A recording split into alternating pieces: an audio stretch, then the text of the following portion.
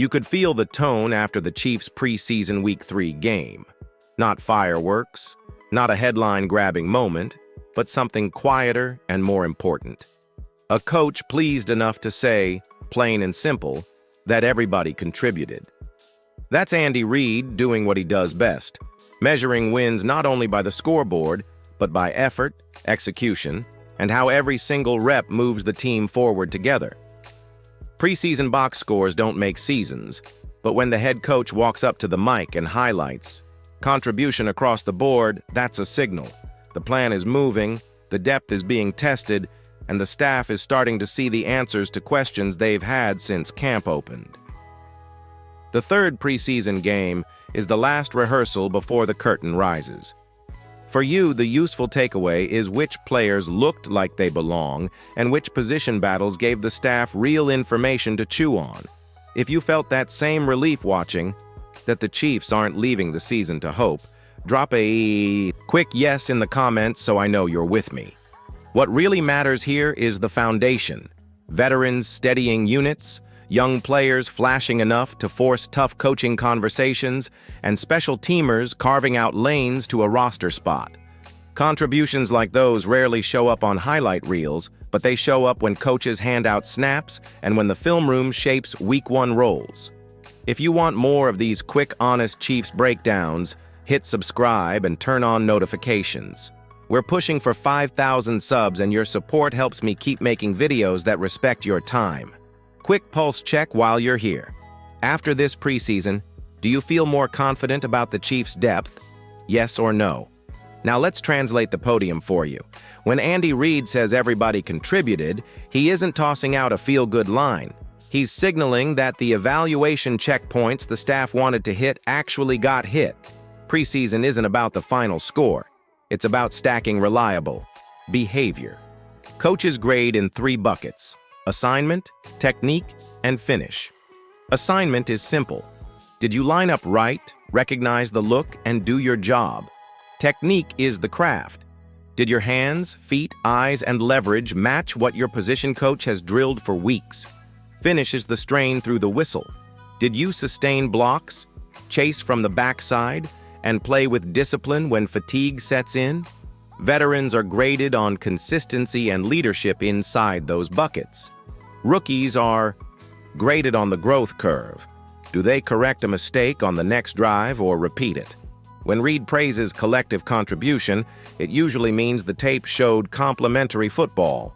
Special teams winning field position so the defense can play downhill.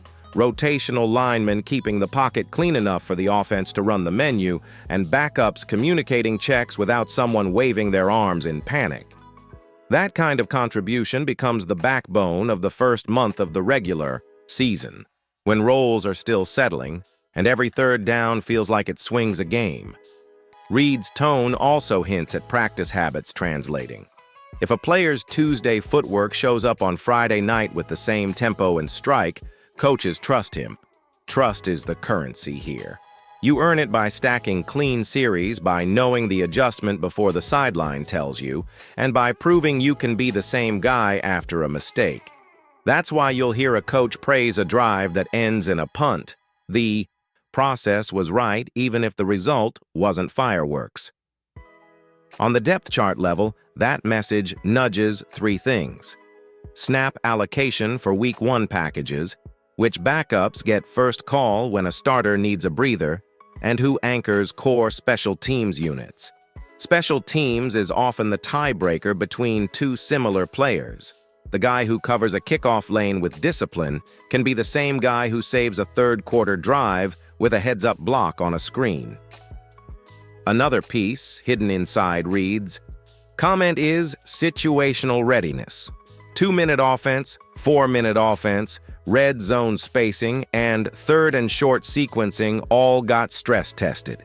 If the staff saw clean execution in those spots, they'll comfortably open the playbook when the lights go up. If they didn't, you'll see a tighter call sheet early until trust rebuilds. That's where preseason does real work. It pressure tests communication, not just talent. For you, it should translate into feeling calmer on opening night because the team that jogs out for snap 1 already has reps in the bank doing the little things right. Quick question for you. Which phase carries the Chiefs early? Offense staying on schedule, defense closing drives, or special teams flipping the field?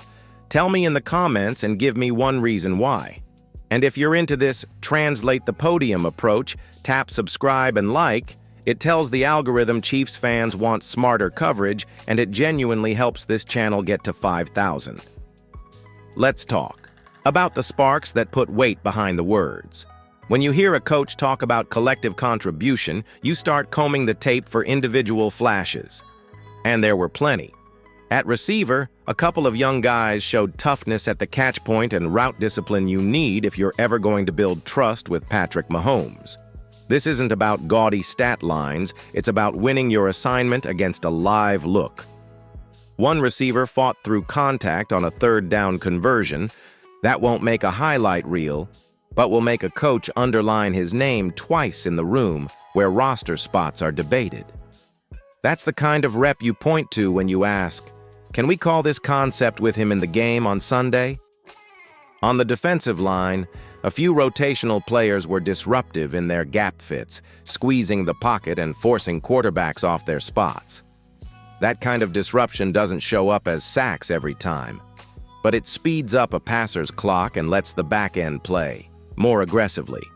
When the interior collapses, coordinators can get more adventurous on money downs without worrying about losing contain. Special teams, as always in Kansas City, became the stage where roster dreams get real. A couple of coverage aces sprinted downfield, stayed in their lanes, and finished clean. Hidden yardage like that swings a quarter. A single disciplined lane on a kickoff can be the difference between starting at the 17 and the 28, and those 11 yards change your call sheet. Coaches file those reps away when two players are neck and neck. Meanwhile, a few young defensive backs battled through contested catch situations. Some gave up completions, but they kept fighting and finished with the proper leverage, which matters because it shows poise under pressure and resilience after a lost rep. Corner is a grown man position in this league. If you can compete snap to snap without folding after a negative play, you stay on the field longer. Those little behaviors feed trust, and trust feeds snaps. For you and me, these are the small wins that add up when the lights come on in week 1. The staff now has evidence of resilience, versatility, and coachability. It's why I keep stressing this point. Contribution doesn't always look sexy, but it builds a championship backbone. If you think an under-the-radar player deserves more snaps, drop their name and your case in the comments. I'm going to feature a few of the best arguments in an upcoming video. And if you haven't yet, take 2 seconds to subscribe. It's the simplest way to help this show reach 5,000 subscribers and make sure you don't miss breakdowns like this. Quick poll while you're here. Who was the bigger surprise this preseason? Someone on offense, someone on defense, or a special team standout? Cast your vote, and let's see where Chiefs Kingdom lands. So what does all of this mean when preseason hands the baton to the real thing? The beauty of Reed's words is that they don't just live in the moment. They set the tone for what's next.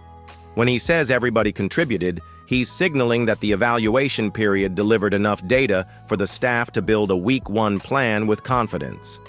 This is where preseason stories harden into decisions. Who makes the 53? Who's a game day inactive? Who earns trust for pressure reps when the season opens? From here, the coaches marry what they saw in practices with what they saw under the lights and decide which skill sets complement the starters, where to stash developmental pieces, and how to structure early season packages to keep the offense on schedule and the defense fresh. You'll feel it in the call sheet. If the staff trusts the offensive line depth, you'll see more variety. Play action with deeper drops, wide zone sequences that demand athleticism, and screen timing that depends on linemen hitting landmarks. If a young receiver needs easing in, you'll see simple concepts early. Quick game, defined reads, and motion-based indicators that help both the quarterback and the youngster see it together. Defensively, you'll notice rotations that reward discipline from August. ends who set firm edges on early downs, tackles who reset the line of scrimmage, and linebackers whose eyes and feet stayed married in the box. And in the third phase, the players who covered kicks with discipline and finished tackles in August will lock down those core spots. That third phase matters more than most fans realize in September. Field position is a young season's best friend. A couple of short fields can make a good day great, and a couple of long fields can keep a defense rested while the offense finds rhythm. That's why this message about contribution matters so much. It means no unit walks into September with glaring unanswered questions. Are there things to clean up? Of course. There always are. But the baseline is strong. Communication checked, situational football rehearsed, and depth pieces ready to step in without the whole structure wobbling. For a team chasing another deep playoff run, balance like that is exactly what you want. Trust spread across rooms, not just concentrated in a handful of stars. The Chiefs have the stars. The preseason's job was to test the scaffolding around them. Reid's tone suggests that scaffolding held. As you think about Week 1, tell me two things.